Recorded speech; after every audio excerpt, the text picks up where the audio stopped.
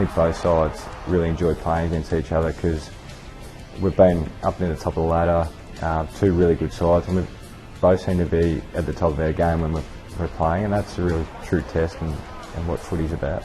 Geelong always think Hawthorn are gettable, and I think Hawthorn always think Geelong are gettable. They're just outstanding games. So many times they've just come from behind and won. They're an incredible group of players, but I think it's been in their DNA that they think they can score. You know, they never ever stop wanting to score and play the game, the Cats. We were getting outplayed probably most of the day, and then we had our leaders at the time, so Jimmy, Bartel, Joel Corey, really stood up when we needed them to, and it was a come from behind victory again. Hawthorn were up by a fair bit. We had a few injuries. Matthew Scarlett had gone down. We just threw everything around. Players were playing in different positions. We were taking some massive risks with the ball because we knew we were 4 or 5 goals down at one stage in the last quarter, and we kept chipping away, but we actually weren't kicking too many goals, and then we kicked a couple late. Rook, well played. Ablett, magic. Bartel scores a level. I was on the bench. Matty Scarlett and I both hurt our adductors early in the game, so we were playing sort of 2 down, I guess, in terms of key defenders. Andrew Mackie and Tom Lonergan stood up and played some really good footy for us in that last quarter. Andrew Mackie chased down Buddy running into an open goal. I remember we had the ball in our forward line. Hawthorn scrapped it out. I just stayed forward of the play because I knew there was only, in our mind, about a minute left, so we had to take a bit of a risk. Joel Corey managed to find the ball somehow and just hacked it on his boot, and it just went straight up into a bit of space where I was in, and Matthew Stokes was near me, and I remember he laid a block on a Hawthorn player to stop him coming over and marking it.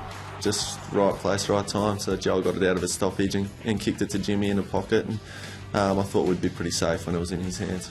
I was feeling pretty good. It was sort of strange. I was in the pocket, and I knew we only needed to score, so in my mind I thought the only way I'm going to miss everything is on the near side. If I shank one, because out of bounds was just on the near side of me, so I could squirt off to the right. I just remember speaking to Jimmy afterwards. He was just saying not to kick it out in the full, so he was just aiming somewhere between the goals. It didn't really matter if he kicked a goal or a point. If there's anyone you didn't want it in his hands from a Hawthorn point of view, it was probably him, but he knew what to do and he did it.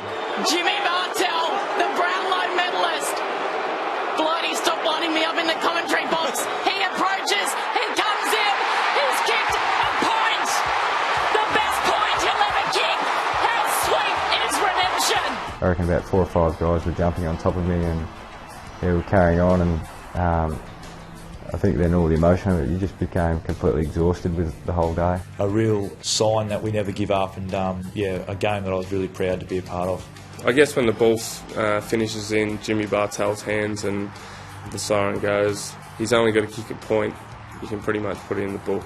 He's the person you want with the footy in his hands after the siren goes, because he's cool as a cucumber and he's a beautiful kick for goal. So we were very safe when the siren went. I knew he was going to score. I thought he would have kicked the goal, to be honest. I'd have my money on him. If you sort of give, who do you want the ball to kick the goal to win a game, it'd be Jimmy. But a point was enough. The ball sort of landed in Jimmy's lap, and big game player under pressure, he was always more than a good chance to slot it. Those close games are always a sick feeling. But I guess they'd beaten us again earlier in the year. And to lose a game when you're in a position to win against another good side, it always stings a bit. He puts himself in those positions to potentially win the game for us, or we might lose the game, but he's always putting his hand up to be in that spot, which takes a lot of courage. That is a victory that the Geelong Football Club will remember